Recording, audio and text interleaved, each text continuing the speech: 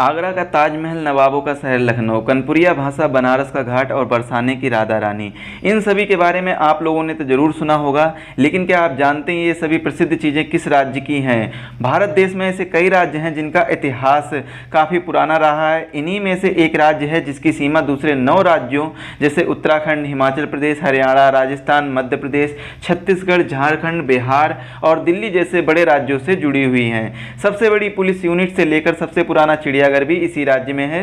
साथ में ही दुनिया का सबसे बड़ा स्कूल सिटी मॉन्टेसरी स्कूल भी इसी राज्य में है। भारत का 3000 साल पुराना शहर भी यहीं है। दुनिया का सबसे बड़ा मेला भी इसी राज्य में लगता है। भगवान राम की नगरी अयोध्या भी इसी राज्य का हिस्सा है। अब तो आप समझ गए होंगे कि हम किस राज्य की बात कर रहे हैं। जी हाँ, हम बात कर रहे हैं उत्तर प्रदेश की। भगवान श्री कृष्ण की जन्मभूमि मथुरा या भगवान राम का जन्म स्थान अयोध्या हो, बनारस के काशी में भोलेनाथ का धाम हो या कुशीनगर में बौद्ध तीर्थ स्थल हो, सब इसी राज्य में है।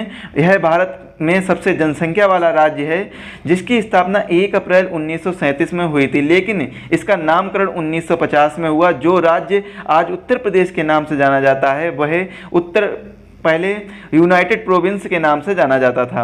प्राचीन भारत में जब भारत 16 महाजनपद में बटा हुआ था तब इन 16 में से 7 महाजनपद इसी राज्य में हुआ करते थे। जनसंख्या के लिहाज से उत्तर प्रदेश भारत का सबसे बड़ा राज्य है। उत्तर प्रदेश भारत का सबसे बड़ा राज्य हुआ करता था क्षेत्रफल के हिसाब से, लेकिन उत्तराखंड के अलग होने के बाद अब राजस्थान को सबसे बड़ा राज्य माना जाता है। उत्तर प्रदेश इतना बड़ा है कि फ्रांस के एरिया का आधा, पुर्तगाल का 3 गुना, आयरलैंड का 4 गुना, स्विट्जरलैंड का 7 गुना, बेल्जियम का 10 गुना और इंग्लैंड से थोड़ा बड़ा है। अगर उत्तर प्रदेश एक देश होता तो यह दुनिया का 6ठा सबसे आबादी वाला देश होता। भारत के इस खास राज्य ने देश को 9 प्रधानमंत्री दिए हैं, जिसमें जवाहरलाल नेहरू, लाल बहादुर शास्त्री, चौधरी चरण सिंह, इंदिरा गांधी, राजीव गांधी, बीपी सिंह, चंद्रशेखर और अटल बिहारी वाजपेयी जैसे दिग्गज नेताओं का नाम शामिल है। उत्तर प्रदेश में कई नदियां हैं जिनमें गंगा, यमुना, चंबल, गोमती, सोन और घाघरा जैसी बड़ी नदियां शामिल हैं। उत्तर प्रदेश का इतिहास तकरीबन 4000 साल पुराना है। पहले इस राज्य पर आर्यनों का कब्जा था और उनका मुख्य व्यवसाय खेती था। यह राज्य महाभारत का मुख्य केंद्र था। महाभारत और रामायण सहित अन्य पुराणों और महाकाव्यों की रचना इसी राज्य में हुई। वैदिक काल में इसे ब्रह्मर्षि देश या मध्य देश के नाम से जाना जाता था। भारत में स्थापित सबसे पुराने उच्च न्यायालय में उत्तर प्रदेश का इलाहाबाद हाई कोर्ट सबसे पुराना हाई कोर्ट है। दुनिया का सबसे बड़ा मेला जिसे हम महाकुंभ के नाम से जानते हैं वो यूपी के प्रयागराज में ही लगता है। उत्तर प्रदेश के इस कुंभ के मेले में दुनिया भर से लोग आते हैं। इस कुंभ के मेले में लगभग 12 करोड़ लोग आते हैं। इतने लोग तो दुनिया के कई बड़े मेले में रहते तक नहीं हैं। साल 2019 में हुए कुंभ मेले ने तो रिकॉर्ड ही कायम कर दिया। इसमें 24 करोड़ से ज़्यादा लोगों ने हिस्सा लिया था और यूपी के कई ऐसे गांव हैं जो फसलों का उत्पादन भारी मात्रा में करते हैं, लेकिन इस राज्य में गन्ने की खेती सबसे ज़्यादा की जाती है। भारत के कुल गन्ना उत्पादन में उत्तर प्रदेश आधा उत्पादन अकेले करता है, इसलिए इसे गन्ने का कटोरा के नाम से भी जाना जाता है। उत्तर प्रदेश की भूमि पर ही भगवान बौद्ध ने पहली बार बौद्ध धर्म का प्रचार किया, जिसमें भगवान बुद्ध ने पहला उपदेश सारनाथ में दिया। उस समय उत्तर प्रदेश मगध शासन के अधीन था। मगध साम्राज्य के शासन के दौरान ही बौद्ध धर्म और जैन धर्म के विकसित हुए। धार्मिक स्थलों और संस्कृति के लिए पूरी दुनिया में प्रसिद्ध यूपी से जुड़ा एक रोचक तथ्य यह भी है कि यह राज्य सबसे ज्यादा बीड़ी और तंबाकू बनाने वाला राज्य है। यहाँ गुरसाईगंज नाम की एक जगह है जहाँ लगभग हर घर में बीड़ी बनाने का काम किया जाता है और गुरसाईगंज जिस जिले में पड़ता है उसका नाम है कन्नौज, जो अपने इत्र की वजह से प्रसिद्ध है। राजा हर्षवर्धन की राजधानी कन्नौज का प्राचीन नाम कान्यकुब्ज था और आज इसे कन्नौज और इत्र नगरी के नाम से जाना जाता है। ऐसा माना जाता है कि यहाँ की नालियों से भी इत्र बहता है। यूपी का बनारस दुनिया का सबसे प्राचीन शहर है। कहा जाता है कि एक जमाने में यहाँ पर लोग आपसी बातचीत भी शास्त्रों की भाषा में किया करते थे। वाराणसी को भारत की सांस्कृतिक राजधानी भी कहा जाता है। ऐसे शहर आपने मंदिर और गंगा नदी के घाटों के लिए प्रसिद्ध है।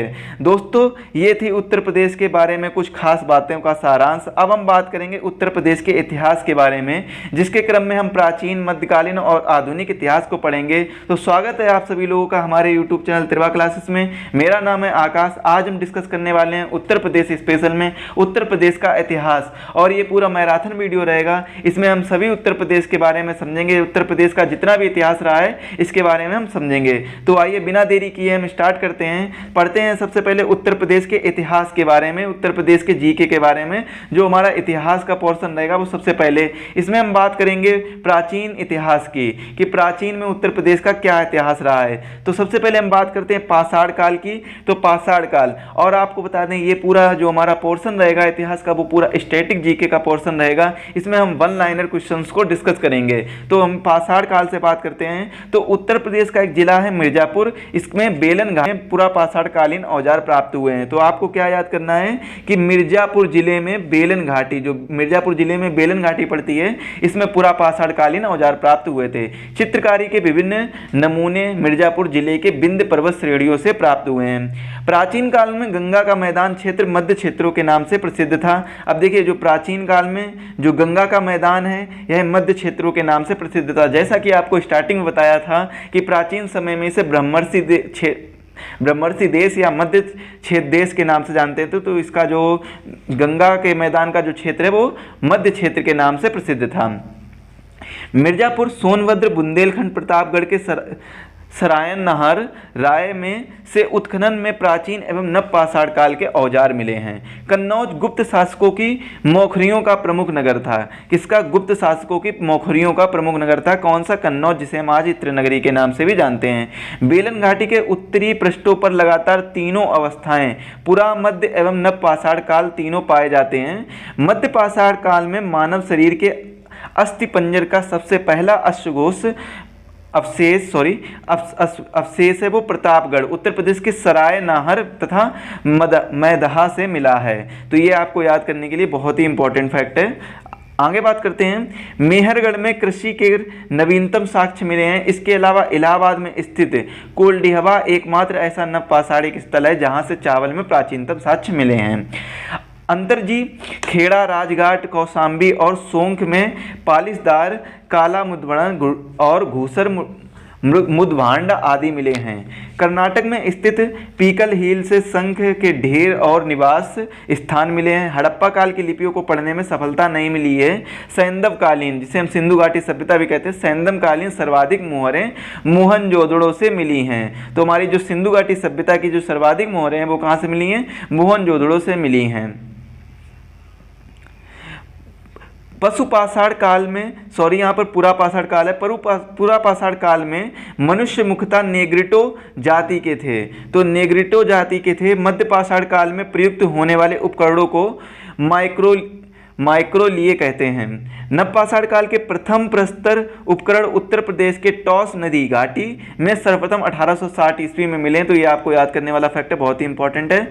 मध्य प्रदेश के आदमगढ़ और राजस्थान में बागीर में पशुपालन के प्राचीनतम साक्ष्य मिले हैं। और भीमबेटका को गुफाओं में चित्रित गुफाएं, चट्टानों से बने सरल स्थल आदि मिले हैं। बुर्ज होम में पालतू कुत्तों को मालिक के साथ दफनाया जाता था। तो यह प्रथा भारत के किसी भी अन्य स्थलों में नहीं पाई जाती थी। अब हम बात करते हैं हड़प्पा काल की। तो हड़प्पा काल में हड़प्पा सभ्यता को सिंधु सभ्यता के नाम से भी जाना जाता है। सिंधु घाटी की सभ्यता और हड़प्पा सभ्यता भी कहते हैं इसे। और उत्तर प्रदेश में मात्र आलमगीरपुर, जो कि मेरठ में पड़ता है, एक ऐसा जिला है जहां पर हड़प्पा कालीन साक्ष्य मिले हैं। आलमगीरपुर में खोजकर्ता यज्ञदत्त शर्मा हैं। जो आलमगीरपुर के जो खोजकर्ता हैं वो कौन है? यज्ञदत्त शर्मा है, ये आप याद कर लीजिए। और हड़प्पा काल के साक्ष्य नदी के तट पर तथा भाटपुरा एवं मानपुरा, जो कि बुलंदशहर में पड़ता है, यहाँ पर मिले हैं। हड़प्पा कालीन 4 प्रमुख नगर मोहनजोदड़ो, हड़प्पा, गनेड़ीवाल और धौलावीरा हैं। हड़प्पा से एक मुद्रा में पैर सांप को दबाए गरुड़ का चित्र मिलता है, बहुत ही इंपॉर्टेंट है। अग्निकुंड लोथल एवं कालीबंगा से प्राप्त हुए हैं। और हड़प्पा से मिली मोहरें सेल खड़ी से निर्मित हैं। अब देखिए अग्निकुंड है जो वो कहाँ कहाँ से प्राप्त हुए हैं? लोथल और कालीबंगा से प्राप्त हुए हैं। और हड़प्पा में मिली जो मोहरें हैं वो किससे निर्मित हैं? सेल खड़ी से निर्मित हैं। और मोहनजोदड़ो से प्राप्त पर सील पर 3 मुख वाले देवता, जिसे हम पशुपतिनाथ कहते हैं, तथा उनके चारों ओर हाथी, गैंडा, चीता तथा भैंसा की मूर्ति मिली है। ये बहुत ही इंपॉर्टेंट है। हड़प्पा काल में मार्त देवी की उपासना सर्वाधिक प्रचलित थी। किसकी? जब देखिए पूछा जाता है कि हड़प्पा काल में किसकी उपासना सर्वाधिक प्रचलित थी, तो इसका आंसर क्या होगा? मार्त देवी की उपासना सर्वाधिक प्रचलित थी। और मुजफ्फरनगर के समीप एक केरैना क्षेत्र है, यहाँ पर लौह युग के साक्ष्य मिले हैं। किसके साक्ष्य मिले हैं? लौह युग के साक्ष्य मिले हैं। और राजघाट, जो कि वाराणसी के समीप समीप पड़ता है, यहाँ से काले मृदडांड संस्कृति के साक्ष्य मिले हैं। जो काले मृदडांड संस्कृति के जो साक्ष्य कहाँ से मिले हैं? वाराणसी से मिले हैं। वाराणसी के समीप पड़ता है एक राजघाट जगह, वहाँ से मिले हैं। अरब सागर के तट पर विकसित बंदरगाह जिसे हम सुतकांगडोर, बालाकोट, अल्लाहदीनो तथा लोथल आदि हैं, ये क्या है? अरब सागर पर विकसित बंदरगाह हैं जो कि अलग अलग राज्यों में पाए जाते हैं। सिंधु सभ्यता के 6 प्रमुख नगर हड़प्पा, मोहनजोदड़ो, लोथल, चन्नूदाड़ो, कालीबंगा और बनवाली हैं। तो ये 6 प्रमुख नगर हैं। घोड़ों की जानकारी मोहनजोदड़ो, लोथल, सुरकोटदा आदि से प्राप्त हुई थी और कानपुर, उन्नाव, मिर्जापुर, मथुरा आदि कुछ जिलों में तांबे के साक्ष्य मिले हैं। अब देखिए पूछा जाता है कि तांबे के साक्ष्य उत्तर प्रदेश में सबसे पहले कहाँ मिले हैं? तो ये जिले दिए गए कानपुर, उन्नाव, मिर्जापुर, मथुरा, तो यहाँ पे के साक्ष्य मिले हैं। धातु निर्मित सर्वाधिक महत्वपूर्ण मूर्ति नर्तकी की कांस्य की मूर्ति मोहनजोदड़ो से मिली है। भारत में लिंग पूजा का आरंभ संभवतः प्रोटो ऑस्ट्रियाड जाति में हुआ था। अब देखिए लिंग पूजा का जो आरंभ है वो किस जाति से हुआ था? प्रोटो ऑस्ट्रेलॉयड जाति में हुआ था। ये बहुत ही इंपॉर्टेंट क्वेश्चन बनता है। मनके बनाने के कारखाने लोथल एवं चन्नूदाड़ो में मिले हैं। अब देखिए मनके बनाने के जो कारखाने हैं वो कहाँ पर मिले हैं? लोथल जो कि गुजरात में पड़ता है, तो चन्नूदाड़ो यहाँ पर मिले हैं। लोथल एवं कालीबंगा से युग्म समाधियाँ मिली हैं। कहाँ कहाँ से मिली हैं? लोथल और कालीबंगा से युग्म समाधियाँ मिली हैं। ये इंपॉर्टेंट क्वेश्चन है। प्राचीन काल में कन्नौज, जिसे हम कान्यकुब्ज के नाम से भी जानते हैं, और यह गुप्त शासकों की मोखरियों के समय प्रमुख नगर था और इसकी सर्वाधिक उन्नति किसके काल में हुई थी? हर्षवर्धन काल में हुई थी, जिन्होंने क्या किया था? महाकुंभ मेले का प्रारंभ किया था और ये प्रत्येक 4 वर्ष में जाकर अपना सब कुछ दान कर देते थे। और हर्षवर्धन के काल में ही कन्नौज नगर महादयश्री के नाम से जाना जाता था। कन्नौज पर अपना प्रभुता स्थापित करने के लिए पाल, प्रतिहार तथा राष्ट्रकूटों के मध्य संघर्ष रहा था और जिसमें गुर्जर प्रतिहार ने कन्नौज पर अधिकतम काल तक शासन किया है। तो अगर पूछा जाए कि जो उत्तर प्रदेश का जिला है कन्नौज, उसमें किस शासक ने सबसे ज़्यादा काल तक शासन किया है? तो किसने किया है? गुर्जर प्रतिहार ने किया है। बहुत ही इंपॉर्टेंट है। और इसको कन्नौज पर अपना प्रभुता स्थापित करने के लिए जो पाल, प्रतिहार और राष्ट्रकूटों के मध्य इनमें आपस में अक्सर कर संघर्ष देखने को मिलता था। ये लोग कन्नौज पर अपना हक जमाना चाहते थे। चेदी महाजनपद की राजधानी सूक्तिमती थी और अंतरजीखेड़ा का वर्णन ह्वेनसांग ने पिलोसान, जो कि एक पिलोशान के रूप में किया है, और अंतरजीखेड़ा में गैरिक मृदभांड तथा कृष्णलेती मृदभांड, जो कृष्णलोती मृदभांड है उसके अवशेष मिले हैं। और अयोध्या का प्राचीन नाम जो कि अवासा था और अंतरजीखेड़ा में 1000 ईसा पूर्व के लौह प्रयोगो धान की खेती, वृत्ताकार अग्निकुंड के साक्ष्य प्राप्त हुए हैं। और अशोक ने बुद्ध स्तूप का निर्माण कहाँ पर कराया था? अयोध्या के अंतर कराया था। अशोक ने, किसने कराया था? अशोक ने जो बुद्ध स्तूप का निर्माण है वो अयोध्या के अंदर कराया था। कुशीनगर मल्लगढ़ राज की राजधानी थी। देखिए कुशीनगर किसकी राजधानी थी? मल्लगढ़ राज की राजधानी थी। और जैसा कि आप सभी को बताया है कि जब हमारा जो भारत है वह 16 महाजनपदों में विभाजित था, तो उसमें से 7 महाजनपद उत्तर प्रदेश राज्य में थे, जिसमें से एक मल्लगढ़ राज्य भी महाजनपद में एक था। अब हम धीरे धीरे सभी के बारे में चर्चा करेंगे। और यहाँ जो मल्लगढ़ राज्य की राजधानी कुशीनगर है, यहाँ बुद्ध को परिनिर्वाण मिला था। बहुत ही इंपॉर्टेंट क्वेश्चन है, कहाँ पर बुद्ध को परिनिर्वाण मिला था? उत्तर प्रदेश के कुशीनगर में। वत्स की राजधानी कौशाम्बी थी। देखिए वत्स की राजधानी क्या थी? कौशाम्बी थी। इसे आद नगरी भी कहा जाता था और कौशाम्बी धेर पंथ का प्रमुख केंद्र था। किसका प्रमुख केंद्र था? धेर पंथ का प्रमुख केंद्र था। अशोक का 14वां शिलालेख जो कालसी से मिला है, और कालसी में ईंटों की बेदी मिली है जो सील बर्मन के अश्वमेध यज्ञ का साक्ष्य देती है। किसके अश्वमेध? सील बर्मन के अश्वमेध यज्ञ का साक्ष्य देती है। काशी का सर्वप्रथम उल्लेख मिला है अथर्ववेद से। देखिए काशी का जो सर्वप्रथम उल्लेख मिलता है वो अथर्ववेद से मिलता है। और महाभारत के अनुसार काशी के संस्थापक किसे माना जाता है? दिवोदास को काशी का संस्थापक माना जाता है। और मथुरा श्वेत श्वेतांबर जैन मत का केंद्र थी। अब देखिए, जब जैन धर्म दो भागों में विभाजित हो गया था, श्वेतांबर और दिगंबर, तो मथुरा जो था वो श्वेतांबर जैन मत का केंद्र थी। जो मथुरा एक स्थान था वो क्या है, जैन मत का जो श्वेतांबर पार्ट था उसका प्रमुख केंद्र था। और मथुरा कला शैलों में बुद्ध की विभिन्न प्रतिमाएं मिली हैं। और जो मथुरा कला शैल हैं तो उसमें क्या मिला है, जो बुद्ध की हैं, भगवान बुद्ध की, इनकी विभिन्न प्रकार की प्रतिमाएं मिली हैं। बांसखेड़ा अभिलेख में हर्ष के हस्ताक्षरों की अनुलिपि, जिसे हम लेख कहते हैं, ये ताम्र दानपट्ट, जो तांबे के दान में जो पट्ट के लेख होते हैं उनमें ये उनको अनुलिपि कहते हैं। तो उसमें इनके हर्ष के हस्ताक्षर की अनुलिपि यानी मतलब लेख मिले हैं। हर्ष प्रति 5वें वर्ष प्रयाग में महामोक्ष परिषद का आयोजन करता था और प्रयाग के अशोक स्तंभ पर हरिसेन द्वारा रचित समुद्रगुप्त का प्रशस्ति लेख है। देखिए, प्रयाग का जो अशोक स्तंभ है वहाँ पर हरिसेन द्वारा रचित, किसका, हरिसेन द्वारा रचित जो समुद्रगुप्त का प्रशस्ति लेख है, तो वो किसके द्वारा रचित है, हरिसेन द्वारा। तो ये प्रयाग के अशोक स्तंभ पर ही है। देवगढ़ के मंदिरों में दशावतार का मंदिर सर्वाधिक प्रसिद्ध है। जो दशावतार का मंदिर है वो सर्वाधिक प्रसिद्ध है। ये कहाँ पर है, देवगढ़ में स्थित है। 1194 में मोहम्मद गौरी ने जयचंद को हराया था। तो जयचंद का जो किला है वो कन्नौज में है। और भी जैसे जयचंद जो है वो मोहम्मद गौरी के द्वारा पराजित किए गए थे 1194 में। शंकिसा महाजनपद युग को पंचाल जनपद के प्रमुख नगर था और बौद्ध दर्शन के अनुसार भगवान बुद्ध इंद्र तथा ब्रह्मा के साथ धरती पर शंकिसा में आए थे। संक्रिया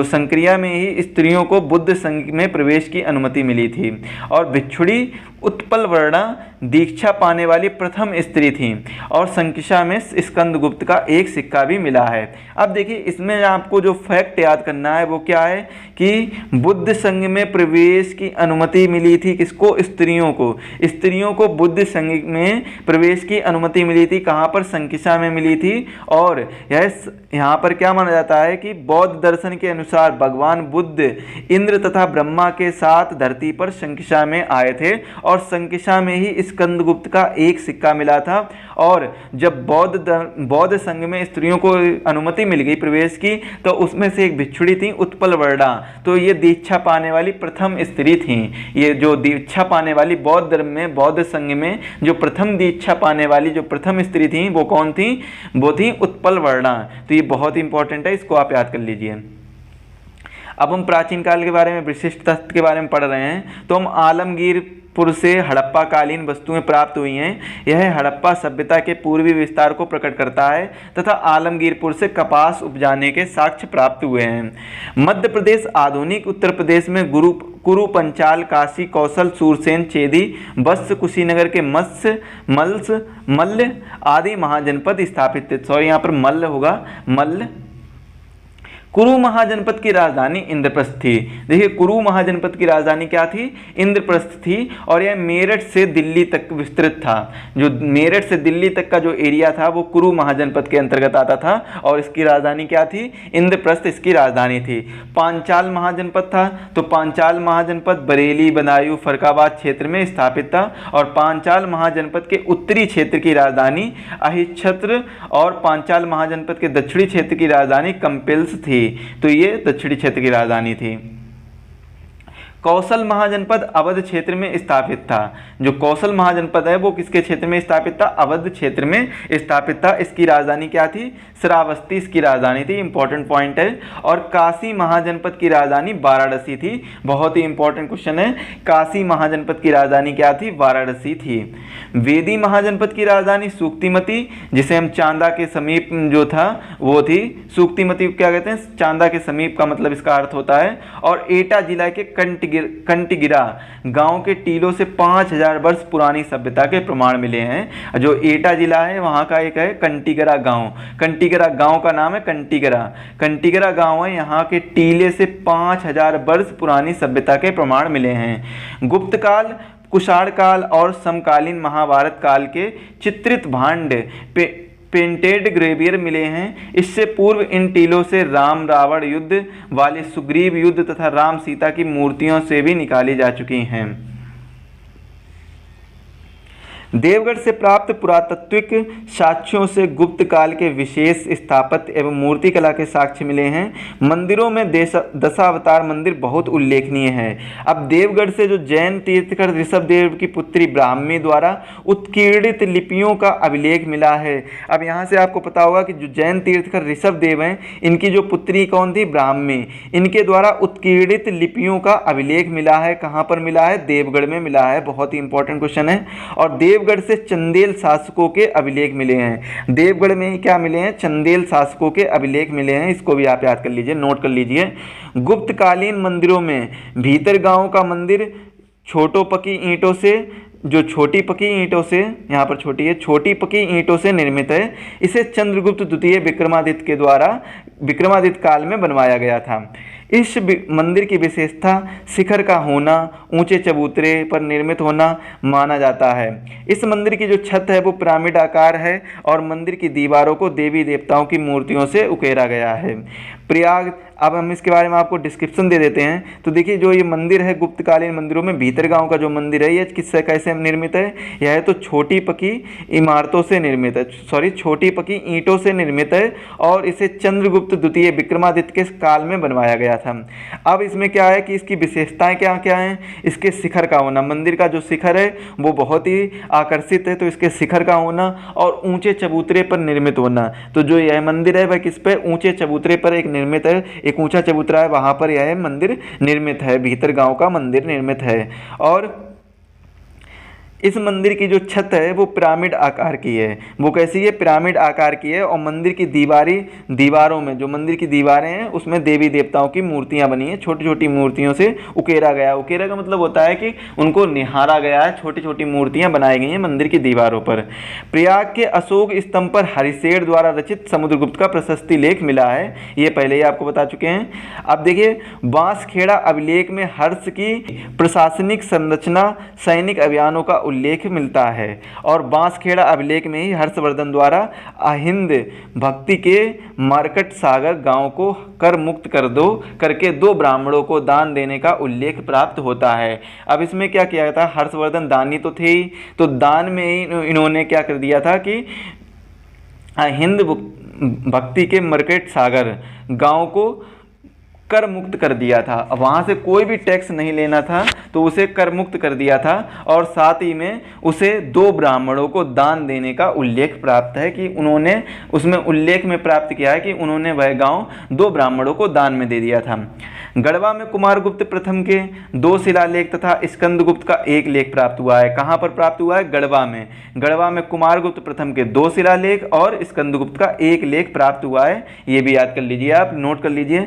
मथुरा में मथुरा काल शैली बुद्ध की प्रथम मूर्ति निर्मित हुई थी और मथुरा कला शैली का प्रमुख केंद्र लगभग 300 वर्षों तक बनी रही थी। जो मथुरा कला शैली है वो प्रमुख केंद्र लगभग 300 वर्षों तक रही थी। और मथुरा कला शैली, जो यहाँ पर कला होगा, मथुरा कला शैली में ही बुद्ध की प्रथम मूर्ति निर्मित की गई है। तो बुद्ध की प्रथम मूर्ति किस कला शैली में निर्मित की गई है? मथुरा कला शैली में निर्मित की गई है। तो ये आप याद कर लीजिए। और जो मथुरा कला शैली है वो प्रमुख केंद्र लगभग 300 वर्षों तक बनी रही है। और 1028 ईस्वी में महमूद गजनवी ने मथुरा के मंदिरों पर ध्वंस कर लूटपाट की थी। कब की थी? 1028 में।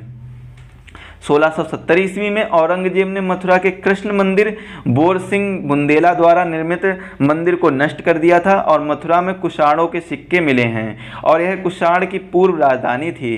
देखिए, अब कुषाण के सिक्के वो कहाँ पर मिले हैं? मथुरा में मिले हैं। और ऐसा माना जाता है कि कुषाणों की पूर्व राजधानी भी मथुरा थी।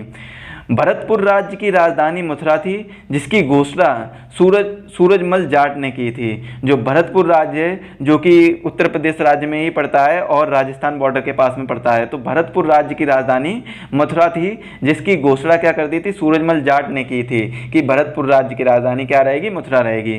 जो भरतपुर वहाँ के उस समय जो शासक थे सूरजमल, तो उन्होंने यह घोषणा कर दी थी। और सारनाथ प्राचीन काल में ऋषिपत्तन मिगदाय, जिसे हम ऋषिपत्तन मृगदाव के नाम से भी जाना जाता है और यह प्रसिद्ध था। सारनाथ में भगवान बुद्ध का धर्मचक्र परिवर्तन हुआ था। मतलब क्या है, भगवान बुद्ध को ज्ञान की प्राप्ति हुई थी। धर्मचक्र परिवर्तन का मतलब है इनको ज्ञान की प्राप्ति होना। मौर्य सम्राट अशोक ने सारनाथ में एक सिंह स्तंभ बनवाया था। देखिए, जो मौर्य सम्राट अशोक थे उन्होंने सारनाथ में, जहाँ पर भगवान बुद्ध को धर्मचक्र परिवर्तन हुआ था, मतलब जहाँ पे भगवान बुद्ध को ज्ञान की प्राप्ति हुई थी सारनाथ में, तो वहाँ पर मौर्य सम्राट जो अशोक हैं, जब इन्होंने बौद्ध धर्म अपना लिया था तो वहाँ पर एक स्तंभ बनवाया था और जो स्वतंत्र भारत का राजा जी इसी सिंह शीर्ष स्तंभ को से अपनाया गया है। जो हमारा स्वतंत्र भारत का राज चिन्ह है, यहाँ पर राज चिन्ह होगा, जो स्वतंत्र भारत का राज चिन्ह है इसी सिंह शीर्ष स्तंभ से अपनाया गया है। आपने देखा होगा कि जो स्वतंत्र भारत का जो राज चिन्ह है वो उसमें सिंह शीर्ष बने हुए हैं, तो वो इसी स्तंभ मौर्य प्रस्तर कला का उत्कृष्ट उदाहरण है। तो इसी सिंह शीर्ष से अपनाया गया था। और जो ये शीर्ष स्तंभ है, जो इसका शीर्ष स्तंभ है वो किसका है, मौर्य प्रस्तर कला का उत्कृष्ट उदाहरण है। अगर इसमें कला की बात की जाए तो मौर्य प्रस्तर कला आ जाती है, तो ये बहुत महत्वपूर्ण है। ह्वेनसांग के समय सारनाथ थेरवाद का प्रमुख केंद्र था। कौन सा था, सारनाथ जो है वो थेरवाद का प्रमुख केंद्र था। सारनाथ में गुप्तकालीन धमेक स्तूप निर्मित हैं। फायान ने इसका विस्तृत उल्लेख किया है। मौर्योत्तर युग में निर्मित प्रस्तर प्रतिमाएं मथुरा के दत्तवंशी शासकों के सिक्के, जो कुषाणों के सिक्के, यौनदेहों के मुद्राएं हस्तिनापुर के उत्खनन में मिली हैं। कहाँ पर मिली हैं, हस्तिनापुर के उत्खनन में ये सब चीज़ें मिली हैं। और हड़प्पा युग से संबंध अवशेष हुलास से मिले हैं। हुलास खेड़ा, जो हुलास खेड़ा से कुषाण काल से गुप्त युग तक के गुप्त युग तक के भौतिक अवशेष प्राप्त हुए हैं। जो हुलास खेड़ा है, हुलास खेड़ा से कुषाण काल से, जो हुलास खेड़ा से कुषाण काल तक के जो गुप्त युग तक के जो भी भौतिक अवशेष हुए हैं वो सब यहीं से प्राप्त हुए हैं। हुलास खेड़ा से कुषाणकालीन 200 मीटर लंबी सड़क, सुनियोजित जल निकासी की व्यवस्था, कार्तिकेय की स्वर्ण प्रतिमा, चांद के आहत सिक्के, कुषाणों के ताम्र सिक्के यहीं से मिले हैं। कहाँ से, हुलास खेड़ा से। और हुलास खेड़ा से गुप्तकालीन दुर्ग के भग्नावशेष, तांबे चांदी के सिक्के, गुप्तलिपि, उत्कीर्ण मुहरें, हाथी दांत की कंगी और मुहरदाएँ प्राप्त हुई हैं। कहाँ से, हुलास खेड़ा से। आगरा की स्थापना सुल्तान सिकंदर लोदी ने की थी। 1504 ईस्वी में इसकी स्थापना की गई आगरा की, जो कि सुल्तान सिकंदर लोदी द्वारा की गई थी। मुगल साम्राज्य के संस्थापक बाबर ने आगरा को अपनी राजधानी बनाया था। अकबर ने आगरा में किले का निर्माण कराया था। जहांगीर के काल में नूरजहां ने आगरा में अपने पिता एतमादुद्दौला का मकबरा बनवाया था।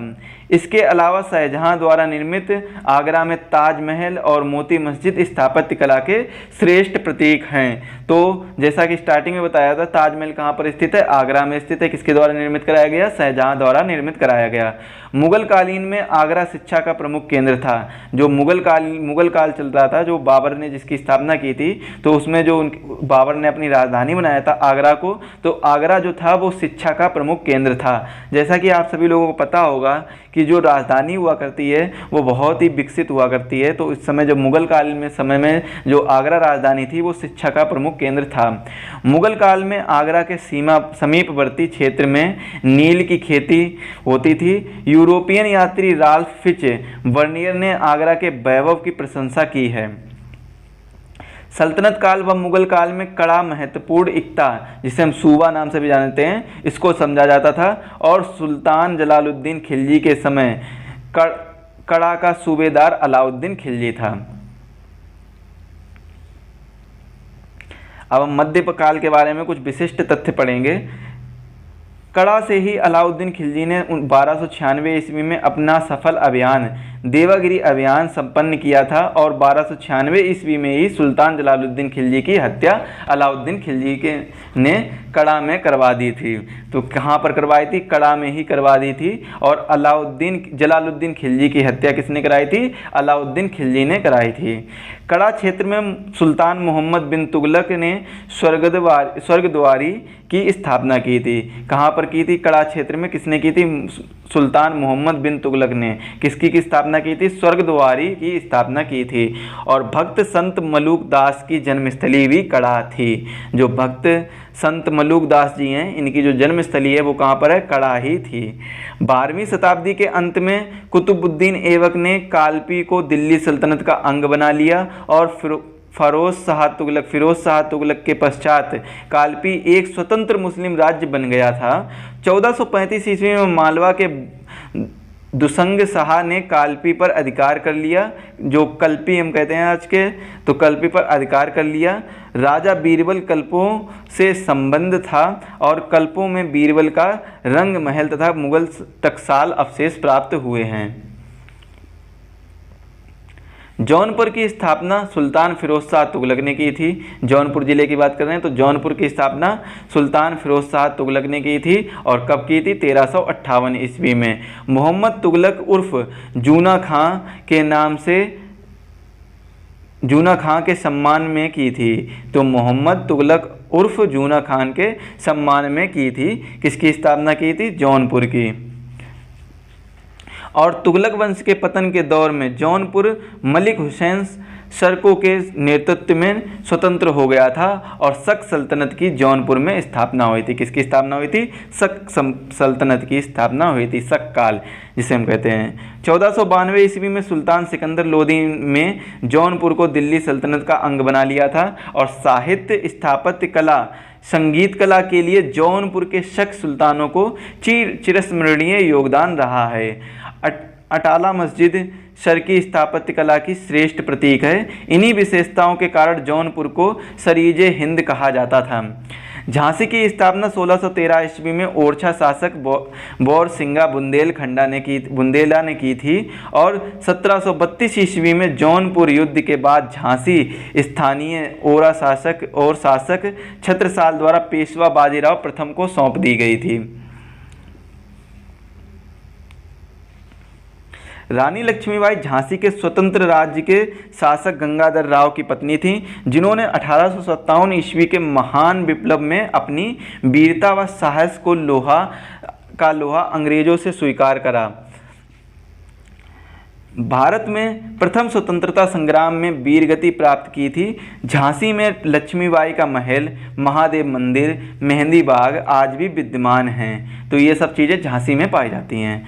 अकबर बादशाह ने प्रयाग की पुनर्स्थापना कर इलाहाबाद, जो अब प्रयागराज है, नाम दिया। इलाहाबाद किले का निर्माण भी अकबर ने कराया था। अकबर फतेहपुर सीकरी को शेख सलीम चिश्ती के कारण पवित्र भूमि मानता था और सलीम, जिसे हम जहांगीर के नाम से जानते हैं, का जन्म फतेहपुर सीकरी में शेख सलीम की खानकाह में हुआ था। 1573 ईस्वी से 1588 ईस्वी तक फतेहपुर सीकरी मुगल साम्राज्य की राजधानी रही थी। फतेहपुर सीकरी के शानदार स्थापत्य प्रतीकों में शेख सलीम चिश्ती का मकबरा, बुलंद दरवाज़ा, जामा मस्जिद, जोधाबाई का महल, दीवाने खास, बीरबल का महल, मरियम का महल, पंचमहल बहुत प्रसिद्ध हैं। ये सब चीज़ें बहुत ज़्यादा प्रसिद्ध हैं। दिल्ली सल्तनत काल में बदायूं सर्वाधिक महत्वपूर्ण इक्ता थी। सुल्तान बनने से पूर्व इल्तुतमिश बदायूं का इक्तादार था।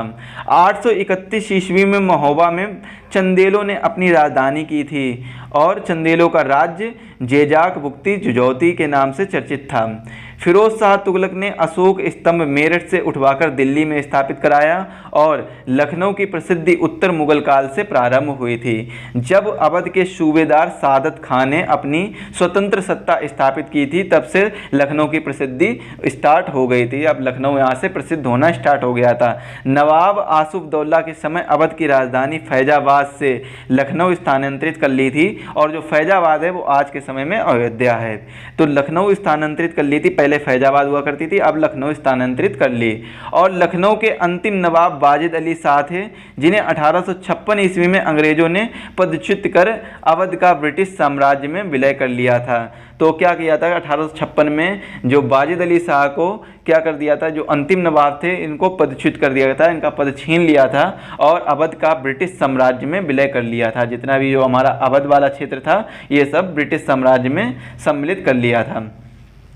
लखनऊ की चर्चित इमारतें जैसे इमामबाड़ा, भूल भुलैया, छतर व लखनऊ कथक नृत्य का केंद्र था। यही नहीं 1857 ईस्वी के महान विप्लव की प्रमुख वीरांगना बेगम हजरत महल ने लखनऊ में अंग्रेजों से लोहा लिया था। मतलब क्या है, यहाँ पर अंग्रेजों से लड़ाई की थी। सिकंदरा में मुगल सम्राट अकबर ने अपना मकबरा बनवाया था, जिसे 1613 ईस्वी में सम्राट जहांगीर ने पूर्ण कराया था। बहुत ही इंपॉर्टेंट है ये। उत्तर प्रदेश के प्रमुख जैन तीर्थ स्थल के बारे में हम चर्चा करेंगे। अब हम जैन तीर्थ स्थल के बारे में चर्चा करेंगे, जिसमें हम सबसे नंबर 1 पर आता है अयोध्या।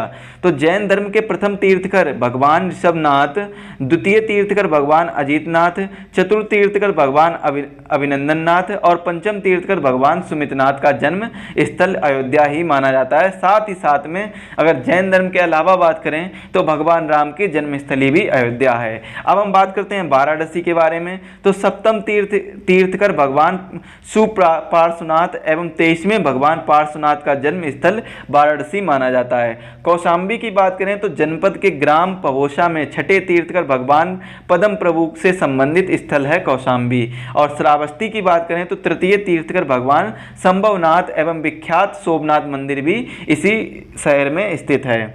देवगढ़ की बात करें, इसके बारे में पहले ही चर्चा कर चुके हैं, लेकिन अब हम जैन धर्म के बारे में चर्चा कर रहे हैं। तो देवताओं के किले के रूप में विख्यात प्राचीन जैन मूर्तियों एवं शिल्प कला हेतु प्रसिद्ध स्थल भी देवगढ़ में स्थित है। तो यहाँ से अब हम बात करते हैं महोबा की। तो गोरख पहाड़ पर चट्टानों को काटकर निर्मित 24 तीर्थकरों की प्रतिमाओं हेतु यह विख्यात है। महोबा में क्या है, तो जैन धर्म के जितने भी 24 तीर्थकर हुए हैं, तो महोबा में ही गोरख पहाड़ों को पर चट्टानों को काटकर इन सभी 24 तीर्थकरों की प्रतिमाएं बनाई गई हैं, मूर्तियां बनाई गई, तो इसीलिए यह विख्यात है। काकंडी की बात करें तो नवे तीर्थकर भगवान सुविधानाथ का निवास स्थल है काकंडी। आधुनिक काल में बात करते हैं अब हम। तो आधुनिक काल में जो कृषि प्रधान इस प्रांत का जो कृषि प्रधान ये माना जाता है। प्रांत का क्षेत्रफल 2,40,928 वर्ग किलोमीटर है, जिस पर वर्ष 2001 में 16 करोड़ 6,74,612 लोग रहते थे। लेकिन 2011 की जनसंख्या की बात की जाए तो 2011 की जनसंख्या के हिसाब से लगभग 20 करोड़ लोग यहाँ पर निवास करते हैं। इस प्रांत को अपना नाम उत्तर प्रदेश, जो कि 26 जनवरी 1950 ईस्वी को भारतीय संविधान लागू होने के साथ ही प्राप्त हुआ था। इससे पहले 1937 ईस्वी में 1950 ईस्वी तक इसे पुराने नाम संयुक्त प्रांत यानी मतलब यूनाइटेड प्रोविंसेस के नाम से जाना जाता था। अंग्रेजी राज्य की स्थापना प्रथम चरण में उत्तर प्रदेश बंगाल प्रेसिडेंट का ही अंग था। बंगाल प्रेसिडेंट का भाग होने के समय इस क्षेत्र को पश्चिमी प्रांत भी कहते थे और आगरा प्रेसिडेंसी बनने पर उत्तर प्रदेश का जो क्षेत्र था बंगाल प्रेसिडेंसी से निकालकर आगरा प्रेसिडेंसी में सम्मिलित कर दिया गया था। मतलब क्या है कि जो हमारा बंगाल प्रेसिडेंसी था और ये उत्तर प्रदेश का जो भी एरिया था वो पास होने की वजह से ये आपस में ही क्या करते थे, मतलब एक पश्चिमी प्रांत माना जाता था और एक उत्तरी प्रांत माना जाता था, तो ये आपस में जुड़े रहते थे। और प्रेसिडेंसी बनने पर उत्तर प्रदेश का जो क्षेत्र था बंगाल प्रेसिडेंसी से निकालकर अब क्या कर दिया गया, आगरा प्रेसिडेंसी में सम्मिलित कर दिया गया था। जैसा कि आपको पता है कि जो हमारा संयुक्त प्रांत जैसे बना दिया गया था, तो वैसे ही इसे आगरा प्रेसिडेंट में सम्मिलित कर दिया गया था, प्रेसिडेंसी में सम्मिलित कर दिया गया था। और 1836 ईस्वी में इस प्रदेश का नाम उत्तर पश्चिमी प्रांत यानी मतलब नॉर्थ वेस्टर्न प्रोविंस हो गया। कब हुआ था? 1836 ईस्वी में। और मुख्यालय आगरा बनाया गया था। जब इसका नाम हो गया तो अगर उस समय क्या करते थे, मुख्यालय बनाया जाता था प्रेसिडेंसी का, तो उसका इस प्रेसिडेंसी का मुख्यालय आगरा बनाया गया था।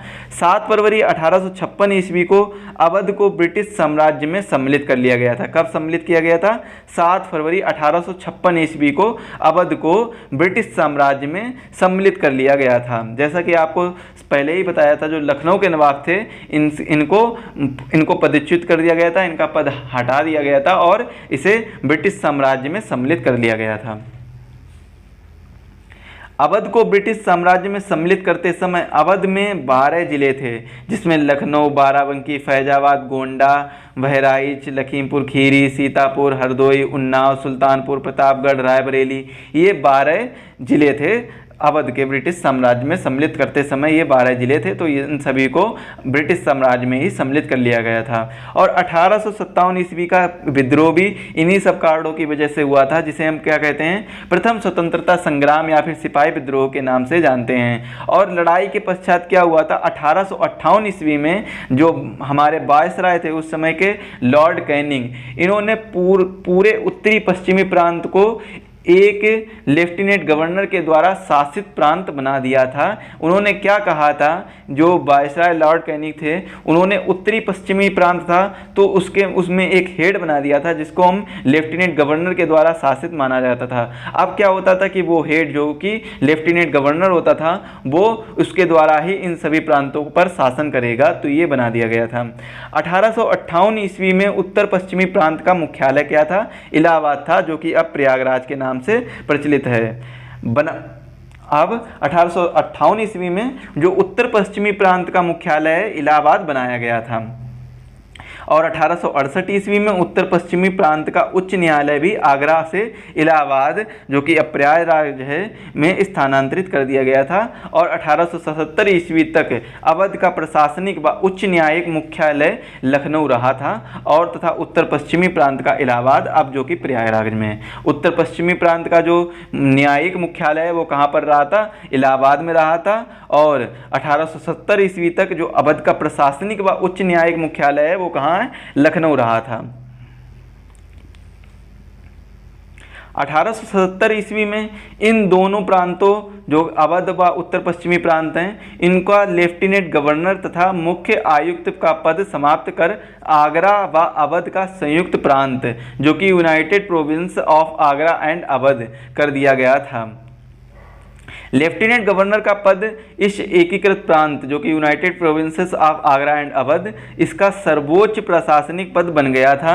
भारत सरकार अधिनियम 1919 के अंतर्गत लेफ्टिनेंट गवर्नर के पद को गवर्नर के पद की मान्यता प्राप्त हो गई थी, जो कि अब लेफ्टिनेंट गवर्नर का पद ना होकर डायरेक्ट गवर्नर के पद की मान्यता प्राप्त हो गई थी, जो भारत सरकार अधिनियम 1919 आया था उसमें प्राप्त हो गई थी। 1920 ईस्वी के चुनावों के पश्चात जो संयुक्त प्रांत Agra Awadh, United provinces Agra and Awadh, इसकी सरकार इलाहाबाद से लखनऊ स्थानांतरित कर दी गई थी। और 1921 ईस्वी में लखनऊ में विधान परिषद की स्थापना हुई थी। बहुत ही इंपॉर्टेंट क्वेश्चन है, लखनऊ में विधान परिषद की स्थापना कब हुई थी, 1921 ईस्वी में हुई थी। 1935 ईस्वी तक प्रांतीय सचिवालय के इलाहाबाद से लखनऊ स्थानांतरण का कार्य पूरा करने के बाद लखनऊ को इस प्रांत का राजधानी घोषित कर दिया गया था। तो 1935 के बाद ही जो उत्तर प्रदेश की राजधानी है वो लखनऊ मानी जाती है। बहुत ही इंपॉर्टेंट क्वेश्चन है, ये भी आप याद कर लीजिए, नोट कर लीजिए इसको। दोआब क्षेत्रों में रुहेलों के अंतर्गत रुहेलखंड राज्य स्थापित था तथा फरकाबाद के वंगश नवाब के अंतर्गत मध्य दोआब का राज्य स्थित था। दोआब का मतलब क्या होता है कि दो नदियों के बीच का क्षेत्र, जहाँ पर नदियाँ होती हैं और आसपास का जो एरिया होता है वो बहुत ही उपजाऊ माना जाता है, तो इसीलिए हम उसे दोआब भी कहते थे। अवध व पूर्वी उत्तर प्रदेश के जिलों पर अवध के नवाब का राज्य था। बुंदेलखंड पर मराठों का राज्य स्थापित था। 1773 ईस्वी में अंग्रेजों ने रुहेलखंड में मराठों को पराजित कर उन्हें दोआब से निष्कासित कर दिया था। और 1774 ईस्वी में अंग्रेजों ने रुहेला सरदार रहमत खान को शाहजहाँपुर, जिसे हम कटरा, में पराजित कर रुहेलखंड के अवध के नवाब को सौंप दिया था। 1775 ईस्वी में क्या हुआ था, शुजाउद्दौला की मृत्यु के पश्चात आसफउद्दौला अवध का नवाब बना था। जब 1775 ईस्वी में शुजाउद्दौला, जो कि अवध के नवाब थे, इनकी मृत्यु हो गई थी, तो इनके पश्चात आसफउद्दौला अवध के नवाब बनाए गए थे। आसफउद्दौला ने अंग्रेजों से संधि कर बनारस, जो कि अब वाराणसी के नाम से प्रचलित है, बनारस का क्षेत्र अंग्रेजों को सौंप दिया था। बनारस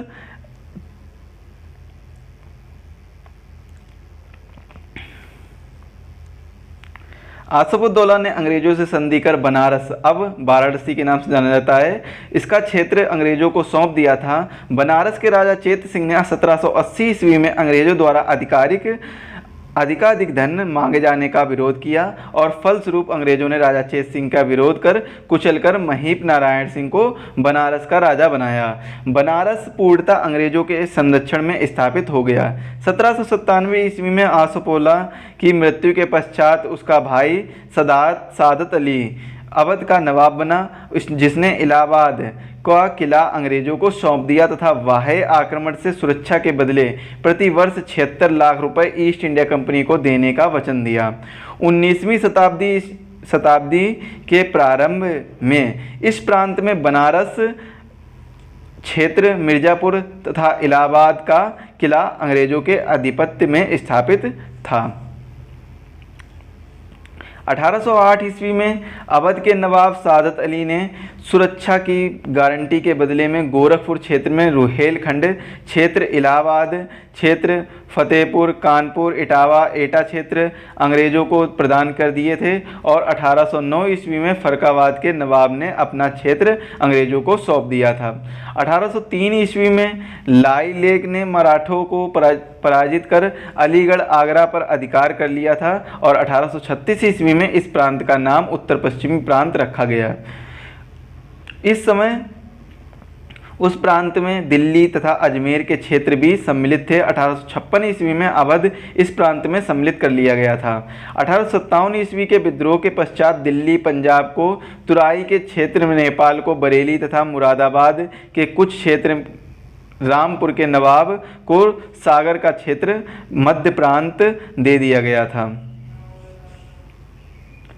1857 की क्रांति तथा राष्ट्रीय आंदोलन में उत्तर प्रदेश का जो योगदान रहा है, अब हम उसके बारे में चर्चा करेंगे। तो 1857 ईस्वी में उत्तरी भारत की जनता ने तथा जमींदारों, राजाओं ने अंग्रेजी शासन के विरुद्ध एक महान विद्रोह कर दिया और यह एक स्वस्फूर्त विद्रोह था, जिसे हम सावरकर ने भारत की प्रथम स्वतंत्रता संग्राम कहा है। जिसे सावरकर हैं, इन्होंने भारत का प्रथम स्वाधीनता संग्राम कहा है इसी विद्रोह को, 1857 के विद्रोह को। कोलकाता, तत्कालीन कलकत्ता के निकट स्थित बैरकपुर के 34वीं देसी सैनिक छावनी के जो मंगल पांडे हैं, उत्तर प्रदेश के ही निवासी थे, तो इन्होंने 21 मार्च 1857 ईस्वी को खुला विद्रोह कर अपने एडजुटेंट लेफ्टिनेंट हेनरी बाग पर गोली चला दी थी और इस घटना के फलस्वरूप मंगल पांडे को 7 अप्रैल 1857 ईस्वी को बैरकपुर में फांसी पर चढ़ा दिया गया था। नए प्रकार से कारतूसों के प्रयोग करने का विरोध किया था। इसी समय नए प्रकार के जो भी कारतूस हैं, इनका भी विरोध किया गया था, क्योंकि इसमें सुअर और गाय की चर्बी पाई जाने लगी थी। 11 मई 1857 ईस्वी को मेरठ के विद्रोही सैनिक ने दिल्ली पर अधिकार कर भारत के वृद्ध सम्राट मुगलों के अंतिम बादशाह, जो अंग्रेजों द्वारा दयनीय स्थिति में रख दिए गए थे, और अपने शासक घोषित करते हुए बहादुर शाह द्वितीय के नेतृत्व में लामबंद हो गए। विद्रोही सैनिक ने दिल्ली में 6 सैनिकों तथा 4 नागरिकों की एक मिलीजुली समिति जलसा के नाम से गठित की, जिसने दिल्ली का प्रशासन अपने हाथ में ले लिया था। 1857 ईस्वी के इस विद्रोह में शीघ्र ही अलीगढ़, बरेली, लखनऊ, कानपुर, इलाहाबाद को स्वतंत्र कराने के बाद विद्रोही सैनिक व जमींदारों ने वहां अपनी सरकारें स्थापित कर ली थीं। 1857 ईस्वी के इस महान विद्रोह में बरेली का प्रशासन खान बहादुर खान नामक रोहिल्ला सैन्य अधिकारी, कानपुर के प्रशासन पर नाना साहेब, इलाहाबाद पर एक अध्यापक मौलवी लियाकत अली और इनका अधिकार ग्रहण कर लिया था। इन लोगों ने अधिकार ग्रहण कर लिया था। 1857 ईस्वी के इस महान विप्लव का विस्तार इटावा, मैनपुरी, एटा, मथुरा, शाहजहाँपुर, बदायूं, आजमगढ़, सीतापुर, लखीमपुर खीरी, बाराबंकी, वाराणसी, फैजाबाद, फतेहपुर, हाथरस आदि छोटे छोटे नगरों व कस्बों में भी हो गया था। और कानपुर, जो कि कानपुर का जो बिठूर में नाना साहेब विद्रोह का नेतृत्व कर रहे थे, कानपुर में एक बिठूर एरिया है, वहाँ पर नाना साहेब इस विद्रोह का नेतृत्व कर रहे थे। उनके अधीन 10,000 सैनिक तथा कृषक अंग्रेजों के विरुद्ध संघर्षरत थे। लखनऊ में विद्रोह का नेतृत्व बेगम हजरत महल कर रही थीं। इसमें 50,000 नागरिक बेगम हजरत महल के नेतृत्व में संघर्षरत थे। कानपुर तथा लखनऊ में ब्रिटिश सैन्य अधिकारियों के कैंपेबल जनरल हैवलॉक विंडम में विद्रोह करने का प्रयास किया, तथा लगभग 6 माह के कठिन संघर्ष के उपरांत अंग्रेजों ने लखनऊ कानपुर पर अधिकार करने में सफलता प्राप्त कर ली थी और 1857 ईस्वी के विद्रोह में तात्या टोपे विद्रोहियों के प्रमुख योद्धा थे। झांसी में विद्रोह का नेतृत्व महारानी लक्ष्मीबाई ने किया था और इस विद्रोह के दमन में जनरल रोज को सक्रिय किया गया था। रानी लक्ष्मीबाई ने वीरता से संघर्ष करते हुए वीरगति प्राप्त की थी। 1 नवंबर 1858 ईस्वी को ब्रिटेन की रानी विक्टोरिया ने अपने घोषणा पत्र में ब्रिटिश ईस्ट इंडिया कंपनी के हाथों से सत्ता अधिकृत कर ली थी तथा भारत में शांति की स्थापना की थी। 19वीं सदी के उत्तरार्ध में बनारस, अब वाराणसी के नाम से जो प्रचलित है, के भारतेंदु हरिश्चंद्र ने अपनी पत्रिका कवि वचन सुधा में स्वदेशी आंदोलन का समर्थन किया था और 1857 ईस्वी में सर सैयद अहमद खान ने अलीगढ़ में मोहम्मडन एंग्लो ओरिएंटल विद्यालय की स्थापना की, जो बाद में अलीगढ़ मुस्लिम विश्वविद्यालय बन गया।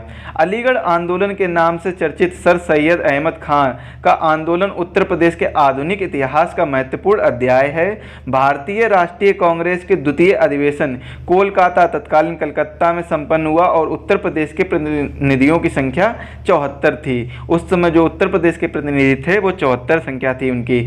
1857 में ही हम बात कर रहे हैं तो सोमवार 28 दिसंबर 1885 ईस्वी को मध्य 12 बजे गोकुलदास तेजपाल संस्कृत कॉलेज मुंबई में भारतीय राष्ट्रीय कांग्रेस का प्रथम अधिवेशन संपन्न हुआ था, जिसमें संपूर्ण भारत से 72 प्रतिनिधि सम्मिलित हुए थे।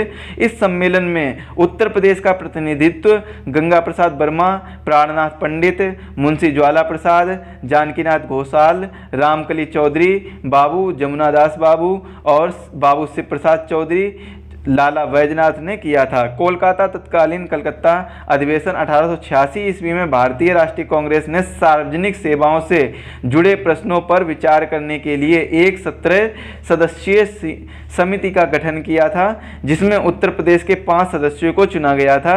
लखनऊ के गंगा प्रसाद वर्मा, प्राणनाथ, हामिद अली, नवाब रजा अली खान, मुंशी काशी प्रसाद, इन सभी को चुना गया था उस समिति में। मद्रास अधिवेशन जो 1887 ईस्वी में हुआ था तो इसमें विधि समिति का निर्माण कर लखनऊ के गंगा प्रसाद वर्मा, विशन नारायण दत्त, मौलाना हामिद अली को सम्मिलित किया गया था और इन्होंने जन संगठन का व्यापक बनाने पर बल दिया था। भारतीय राष्ट्रीय कांग्रेस का चौथा अधिवेशन जॉर्ज यल की अध्यक्षता में इलाहाबाद, जो कि इस समय प्रयागराज कहलाता है, इसमें संपन्न हुआ था। 1888 ईस्वी में इलाहाबाद के कांग्रेस अधिवेशन के समय प्रांत के गवर्नर सर ऑकलैंड कॉल्विन थे, जिन्होंने अधिवेशन न होने देने का प्रयत्न किया और 1888 ईस्वी में अंग्रेजों के कांग्रेस विरोध पर सर सैयद अहमद खान को प्रेरित किया था कि वे कांग्रेस विरोध को स्वर दें और वे भारतीय कांग्रेस विरोधी बन गए थे। बनारस के राजा शिव प्रसाद सितारे हिंद भी कांग्रेस के विरोधी तथा अंग्रेजों के पक्षधर थे। उत्तर प्रदेश में भारतीय राष्ट्रीय कांग्रेस के 1947 ईस्वी से अब तक के हुए सभी 1947 ईस्वी तक निम्न अधिवेशन हुए थे, जिसमें 1888 ईस्वी में इलाहाबाद का अधिवेशन जॉर्ज यूल इसके अध्यक्ष थे। 1892 ईस्वी में इलाहाबाद में ही हुआ था, WC बनर्जी, व्योमेश चंद्र बनर्जी इसके अध्यक्ष थे। 1899 ईस्वी में लखनऊ हुआ था, लखनऊ अधिवेशन हुआ था, जिसमें रोमेश चंद्र दत्त इसके प्रमुख अध्यक्ष थे। 1905 ईस्वी की बात करें तो बनारस में ये अधिवेशन हुआ था, गोपाल कृष्ण गोखले इसके अध्यक्ष थे। 1910 ईस्वी में इलाहाबाद प्रयागराज में हुआ था, सर विलियम्स वेडरबन इसके अध्यक्ष थे। 1916 वाला बहुत महत्वपूर्ण है, इसको आपको याद कर लेना होगा। लखनऊ पैक्ट के नाम से भी जानते हैं, लखनऊ समझौता के नाम से भी जानते हैं। तो लखनऊ अंबिकाचरण मजूमदार इसके अध्यक्ष थे। 1925 ईस्वी में कानपुर श्रीमती सरोजनी नायडू इसके अध्यक्ष थी। 1935 ईस्वी में लखनऊ पंडित जवाहरलाल नेहरू इसके अध्यक्ष थे। 1946 में मेरठ में हुआ था, आचार्य JV कृपलानी इसके अध्यक्ष थे। तो आपको याद कौन कौन से करने, 1946 वाला करना, 1935 वाला करना है और 1925 वाला करना, 1916 वाला करना, ये तो सभी आपको याद करने हैं। इसके साथ ही साथ में आपको याद करना है 1888 वाला, जो कि जॉर्ज यूल ने अध्यक्षता की थी। उत्तर प्रदेश जो उस समय का नाम था यूनाइटेड प्रोविंसेस में कांग्रेस कमेटी का पहला सम्मेलन पंडित मोतीलाल नेहरू की अध्यक्षता में हुआ था। 1916 ईस्वी में कांग्रेस और मुस्लिम लीग का अधिवेशन एक साथ लखनऊ में संपन्न हुआ था। मुस्लिम लीग का नेतृत्व मोहम्मद अली जिन्ना कर रहे थे। इस अधिवेशन में कांग्रेस और लीग की एकता ने मूर्त रूप धारण किया था। इसे ही कांग्रेस लीग समझौता कहा गया है। अक्टूबर 1920 में यूपी कांग्रेस का प्रांतीय सम्मेलन मुरादाबाद में आयोजित हुआ था। इस सम्मेलन की अध्यक्षता डॉक्टर भगवान दास ने की थी। इस सम्मेलन को महात्मा गांधी, मदन मोहन मालवीय, मोतीलाल नेहरू, जवाहरलाल नेहरू, स्वामी श्रद्धा, हकीम अजमल खां, मौलाना शौकत अली, मौलाना मोहम्मद अली तथा मौलाना हसरत मोहानी जैसे राजनीतिक हस्तियों की उपस्थिति ने उल्लेखनीय बना दिया था। सम्मेलन में महात्मा गांधी के असहयोग आंदोलन प्रस्ताव को स्वीकार कर लिया गया था और यहीं से असहयोग आंदोलन की शुरुआत की गई थी। असहयोग आंदोलन के दौरान बनारस अब वाराणसी जो है उसमें राष्ट्रीय शिक्षा के विकास हेतु काशी विद्यापीठ की स्थापना की गई थी। 5 फरवरी 1922 ईस्वी को चौरा चौरी कस्बे में, यूपी के जो गोरखपुर जिले में पड़ता है, सत्याग्रहियों के जत्थे ने थाने के सिपाहियों कुल संख्या 22 इनको जीवित जला दिया था और इस घटना ने महात्मा गांधी को अत्यंत आहत कर दिया, जिन्होंने इस घटना को अपने सिद्धांतों तथा कार्यक्रमों के विपरीत बतलाया तथा प्रत्येक प्रकार के आंदोलन को समाप्त कर देने की घोषणा कर दी। सितंबर 1924 में कानपुर के एक पत्रकार सत्यभक्त ने भारतीय कम्युनिस्ट पार्टी की स्थापना की। भारतीय कम्युनिस्ट पार्टी का पहला सम्मेलन दिसंबर 1925 में हुआ था। पेरियार की अध्यक्षता में कानपुर में हुआ था। कहाँ पर हुआ था? कानपुर में पेरियार की अध्यक्षता में हुआ था। 1931 में जवाहरलाल नेहरू ने इलाहाबाद में करबंदी का आंदोलन प्रारंभ कर दिया और इस आंदोलन में जयप्रकाश नारायण, लाल बहादुर शास्त्री, नेहरू जी के अन्य सहयोगी के रूप में जुड़े थे।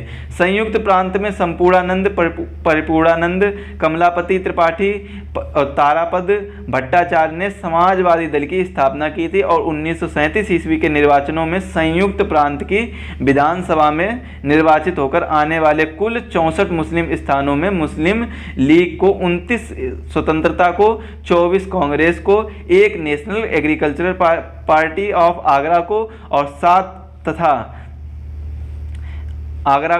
तथा national agriculturist party of Awadh को 3 स्थान प्राप्त हुए थे और एग्रीकल्चरिस्ट पार्टी ऑफ आगरा के 6, national agriculturist party of Awadh के 9, लिबरल तथा स्वतंत्रता 14 सदस्य निर्वाचित हुए थे। हिंदुस्तान सोशलिस्ट रिपब्लिक एसोसिएशन के सेनापति चंद्रशेखर आज़ाद चुने गए थे।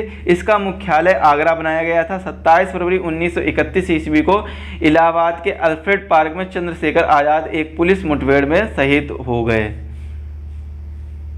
1857 की क्रांति की प्रमुख घटनाओं को हम तिथि के कालक्रम अनुसार पढ़ेंगे। तो 29 मार्च 1857 ईस्वी में बैरकपुर में सैनिकों ने चर्बीयुक्त कारतूसों के प्रयोग करने से इनकार कर दिया और संयुक्त प्रांत के मंगल पांडे नामक सैनिक ने क्षुब्ध होकर अपने एडजुटेंट पर आक्रमण करके उसकी हत्या कर दी। इस वजह से उन्हें फांसी की सजा दी गई। और 10 मई 1857 ईस्वी को मेरठ में सैनिकों का विद्रोह हुआ और 10 से 30 मई 1857 ईस्वी तक दिल्ली, अलीगढ़, इटावा, बुलंदशहर, नसीराबाद, बरेली, मुरादाबाद, लखीमपुर खीरी, सीतापुर, शाहजहांपुर एवं अन्य के क्षेत्रों में विद्रोह प्रारंभ हो गया। 12 मई 1857 ईस्वी को मेरठ के विद्रोही सैनिकों द्वारा दिल्ली में बहादुर शाह द्वितीय को भारत का सम्राट घोषित किया गया और 1 जून 1857 ईस्वी में ग्वालियर, भरतपुर, झांसी, इलाहाबाद, फैजाबाद, सुल्तानपुर, लखनऊ, कानपुर में विद्रोह प्रस्फुटित हो गया, मतलब बहुत ज़्यादा तरीके से फैलने लगा। 5 जून 1857 ईस्वी में नाना साहेब को कानपुर बिठूर का पेशवा घोषित किया गया और जुलाई 1857 ईस्वी में संयुक्त प्रांत में एक जगह विद्रोह प्रारंभ। संयुक्त प्रांत में स्थानीय जनता जो कि किसानों ने प्रारंभ कर दिया विद्रोह। 18 अगस्त 1857 ईस्वी में विद्रोह में भाग लेना सभी ने प्रारंभ कर दिया और सितंबर में क्या हुआ, दिल्ली पर अंग्रेजों का पुनः अधिकार। संयुक्त प्रांत में अंग्रेजों द्वारा दमन चक्र प्रारंभ हुआ। अक्टूबर 1857 ईस्वी में संयुक्त प्रांत में प्रत्येक स्थान पर अंग्रेजों में संघर्ष होना स्टार्ट हो गया था और 1857 ईस्वी नवंबर में विद्रोहियों ने अंग्रेज जनरल बिंडहम को कानपुर के निकट पराजित किया था। 6 दिसंबर 1857 ईस्वी को कानपुर का युद्ध सर कार्लिन कम्बल ने विजयी किया। तात्या टोपे को पराजित होकर झांसी पहुंचे और महारानी लक्ष्मीबाई और तात्या टोपे ने मिलकर अंग्रेजों के विरुद्ध भयंकर संघर्ष प्रारंभ किया। अंग्रेजों सेनाओं में दूसरे प्रांतों में सहायता टुकड़ियां पहुंची। मार्च 1858 ईस्वी में लखनऊ पर अंग्रेजों का पुनः अधिकार स्थापित हो गया और बेगम हजरत महल अपने बेटे नवाब ब्रिजिश केंद्र के साथ नेपाल की ओर पलायन कर गईं। 3 अप्रैल 1858 ईस्वी को सर ह्यूरोज ने झांसी पर आक्रमण कर पुनः अधिकार स्थापित कर लिया। 16 अप्रैल 1858 ईस्वी में संयुक्त प्रांत में प्रत्येक स्थान पर अंग्रेजी प्रभावित हो गए थे। अब हर जगह ब्रिटिश ही प्रभाव में आ गए थे।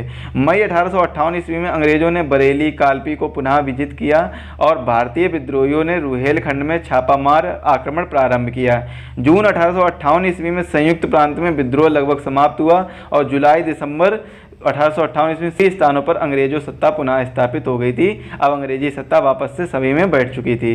अवध के नवाब राजा कालक्रम के अनुसार हम पढ़ेंगे तो पहला नवाब कौन था? सादत खां, जिसे सादत खां 1732 ईस्वी से 1739 ईस्वी तक रहे। द्वितीय नवाब रहे थे सफदरगंज 1739 से 1753। फिर उसके बाद में सुजाउद्दौला आए 1753 से 1775। आसफउद्दौला आए 1775 से 1797।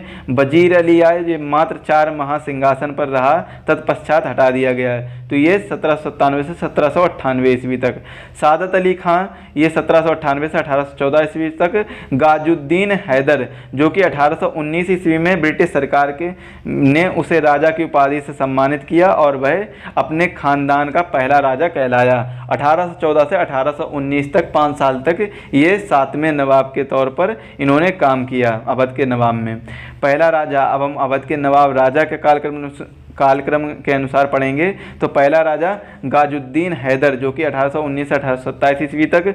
दूसरे राजा थे नासिर उद्दीन हैदर 1827 से 1837। मोहम्मद अली शाह 1837 से 1842। अमजद अली शाह 1842 से 1847 और बाजिद अली शाह रहे थे 1847 से 1856। फरवरी 1856 ईस्वी में राजा को च्युत कर अंग्रेजों ने अवध को ब्रिटिश साम्राज्य में सम्मिलित कर लिया था। च्युत का मतलब होता है पराजित करना, मतलब उन्हें बिल्कुल हरा देना। अब हम जानेंगे विख्यात शिलालेख के बारे में। अयोध्या शिलालेख, इस शिलालेख में अयोध्या में पहली ईस्वी में हुए पुष्यमित्र शुंभ के वंशज सम्राट धनवेद, किसका? सम्राट धनवेद का पारिवारिक विवरण दिया गया है। जो अयोध्या शिलालेख है इसमें किसके बारे में बताया गया है? तो इसमें अयोध्या में पहली ईस्वी में हुए पुष्यमित्र शुंभ के वंशज सम्राट धनवेद को का पारिवारिक विवरण दिया गया है अयोध्या शिलालेख में। इसके बाद में अहेरौरा शिलालेख, यह छोटा सा शिलालेख है जो वाराणसी के समीप अहेरौरा ग्राम में मिला था। शिवलिंग शिलालेख जो कि फतेहपुर में पड़ता है, रेह ग्राम में प्राप्त यह शिलालेख शिवलिंग पर अंकित था जिसकी 4 पंक्तियां ही सुरक्षित बची हैं। सारनाथ स्तंभ लेख, सम्राट अशोक द्वारा बनवाया गया स्तंभ सर्वाधिक महत्वपूर्ण पूरा शेष है। स्वतंत्र भारत के राष्ट्रीय प्रतीक चिन्ह सिंह को इसी शीर्ष से लिया गया है। प्रयाग दुर्ग का स्तंभ लेख, इसे अशोक स्तंभ भी कहा जाता है। इस पर समुद्रगुप्त जो हरिशेर द्वारा लिखित प्रयाग प्रशस्ति, इसके भारत विजय का विवरण है। अकबर ने इस स्तंभ को पुनः किले में लगवाया था। कौशाम्बी शिलालेख की बात करें तो इस शिलालेख में सम्राट अशोक की रानी तिस्मरखा का लेख उद्धृत है। कनिष्क के स्तंभ लेख मथुरा अभिलेख, इसमें प्रथम शताब्दी के अंतिम चरण के विवरण ब्राह्मी लिपि में उद्धात हैं। मेरठ स्तंभ लेख, इस पर 7 लेख हैं। इसे 14वीं शताब्दी में फिरोज शाह तुगलक दिल्ली से लेकर आया था, यह अब भी वहीं पर है। और पिपरहवा का धातु लेख, उत्तर प्रदेश के सिद्धार्थ नगर जिले में स्थित पिपरहवा ग्राम में मिले कलश पर अंकित इस लेख से यह सिद्ध हुआ है कि प्राचीन कपिलवस्तु ही पिपरहवा था।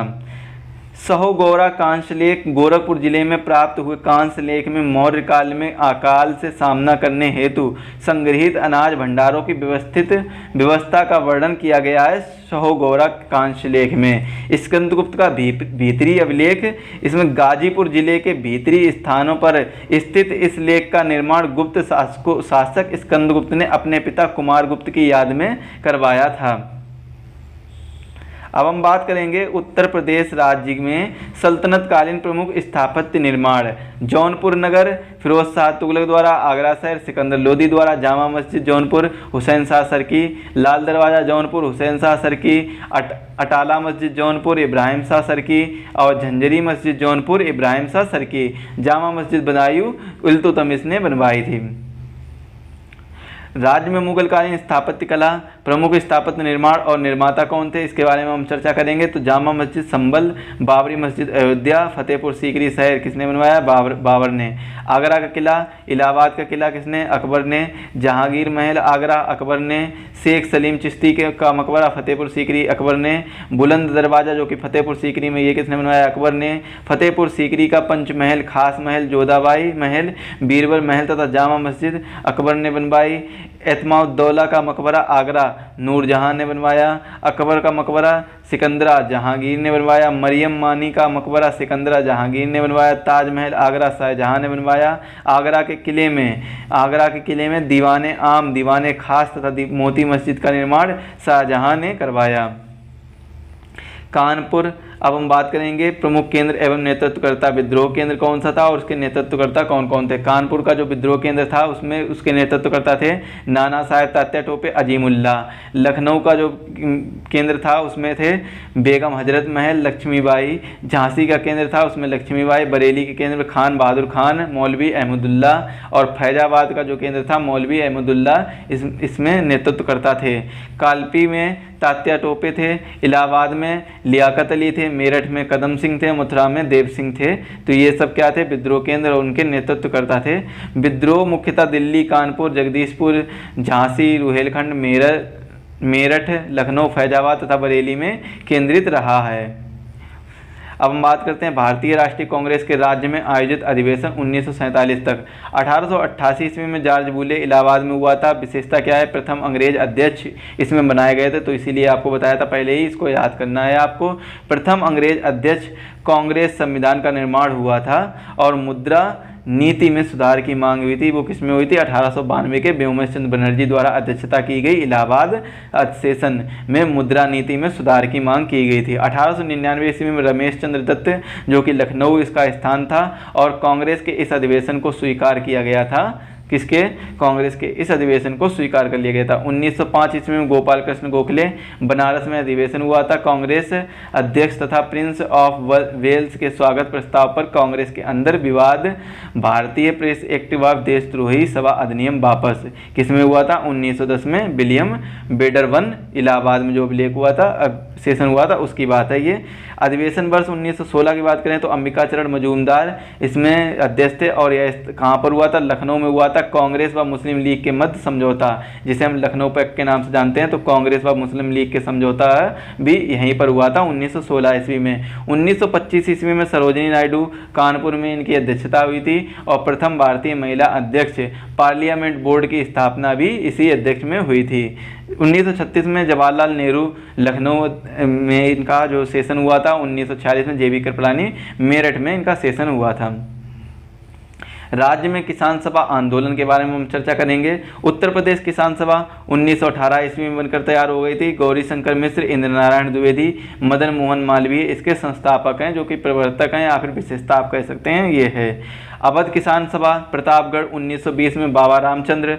एका आंदोलन 1921 में मदारी फांसी लगान में वृद्धि के विरुद्ध स्वामी सहजानंद, एन.जी. रंगा, इंदुलाल याग्निक हैं। अखिल किसान सभा 1936 कहाँ पर, लखनऊ में। उत्तर प्रदेश ऐतिहासिक एवं क्रांतिकारी युद्ध के बारे में आज हम चर्चा करेंगे। अब हम तो मिनांडर युद्ध 182 ईसा पूर्व में हुआ था। यह युद्ध यूनानी योद्धा मिनांडर ने जीता। इस युद्ध में इसने मथुरा पर कब्जा किया था। हूड़ गुप्त युद्ध 484 ईस्वी में तोरमाड़ व मिहिर कुल के नेतृत्व में चीनियों ने मथुरा, कन्नौज और कौशाम्बी पर हमला करके उन्हें जीत लिया। जौनपुर युद्ध 1478 ईस्वी में हुए इस युद्ध में बहलोल लोदी ने जौनपुर पर कब्जा किया था। कन्नौज का युद्ध 1526 से 1527 ईस्वी में बाबर ने लोदियों को हराकर अवध पर कब्जा किया और मुगल साम्राज्य की स्थापना की। लखनऊ को इसके पुत्र हुमायूं ने जीता था। तो लखनऊ को किसने जीता था? बाबर के पुत्र हुमायूं ने जीता था। कालिंजर की लड़ाई 1545 ईस्वी में हुई थी। इस युद्ध में हुमायूं ने शेरशाह सूरी को हराकर भारत में पुनः मुगल सत्ता को स्थापित किया तथा इस लड़ाई में शेरशाह सूरी की मृत्यु हो गई थी। जजमऊ युद्ध, जजमऊ जंग 1765 ईस्वी में हुई। इस जंग में अवध के नवाब शुजाउद्दौला अंग्रेजों से हारे थे। बनारस युद्ध में 1780 ईस्वी में हुए इस युद्ध में ब्रिटिश गवर्नर जनरल हेस्टिंग्स ने राजा चेत सिंह को हराया था। मथुरा की लड़ाई 1804 ईस्वी में जनरल लेक के साथ हुए बुद्ध में मराठों ने अंग्रेजों को हराकर मथुरा व आसपास के क्षेत्र पर कब्जा कर लिया था। मेरठ बगावत 10 मई 1857 ईस्वी को ब्रिटिश साम्राज्य के खिलाफ हुआ प्रथम विद्रोह, जिसे सैन्य विद्रोह घोषित किया गया। यह ब्रिटिश हुकूमत के विरुद्ध महाविद्रोह की शुरुआत थी। झांसी युद्ध के बारे में चर्चा करेंगे तो 1857 से 1858 ईस्वी में रानी लक्ष्मीबाई और जनरल ह्यूरोज की फौजों के मध्य हुआ था, जिसमें झांसी के किले पर अंग्रेजों ने कब्जा कर लिया तथा झांसी की रानी लक्ष्मीबाई का निधन हो गया। यहाँ से बहुत ही इंपॉर्टेंट क्वेश्चन ये बनता है। अब देखें आगे बात करते हैं। चिन्हट का युद्ध 1857 ईस्वी में अवध की बेगम हजरत महल के नेतृत्व में हुए। इस युद्ध में अंग्रेजी सेना भाग खड़ी हुई और अवध स्वतंत्र हो गया। 6 दिसंबर को अवध पर अंग्रेजों का पुनः अधिकार हो गया। कानपुर मोर्चा 1857 ईस्वी से 4 मई से 25 मई तक चले। इस युद्ध में अंग्रेजों को हराकर नाना साहब ने बिठूर के पेशवा का खिताब जीता था। तो आज के वीडियो के लिए बस इतना ही। आशा करता हूँ आप सभी लोगों को वीडियो पसंद आया होगा। वीडियो देखने के लिए भाई धन्यवाद सभी को। और अगर आप चैनल पर नए हैं तो चैनल को सब्सक्राइब करें, वीडियो को शेयर कर दें। वीडियो पसंद आया तो वीडियो को लाइक ज़रूर करें, सभी लोग लाइक कर दें। और साथ ही साथ में अगर आपको अगला वीडियो किसका चाहिए तो उसके लिए आप कमेंट कर दें। और चैनल को सब्सक्राइब नहीं किया तो चैनल को सब्सक्राइब कर दें और बेल आइकन को दबा दें, जिससे वीडियो की लेटेस्ट अपडेट आपको मिल जाएगी। Thanks for watching again. और सभी को हमारा प्यारा सा नमस्कार। तो सभी लोगों को अच्छे से बधाइयाँ कि सभी लोग अपने अच्छे से पढ़ाई करें और सफलता की सीढ़ियों पर चढ़ें। सभी लोगों को धन्यवाद। जो हमारा ये आज का सेशन रहा उत्तर प्रदेश इतिहास का, ये सभी एग्जाम में पूछे जाने वाले क्वेश्चंस का सेशन है। इसमें से सभी एग्जाम में क्वेश्चंस पूछे जाएंगे। तो इस वीडियो को ज़्यादा से ज़्यादा शेयर कर दें सभी लोगों के पास। जो भी उत्तर प्रदेश राज्य की तैयारी कर रहे हैं उन सभी लोगों के पास इस वीडियो को शेयर कर दें। तो अगेन सभी लोगों को धन्यवाद। नमस्कार दोस्तों।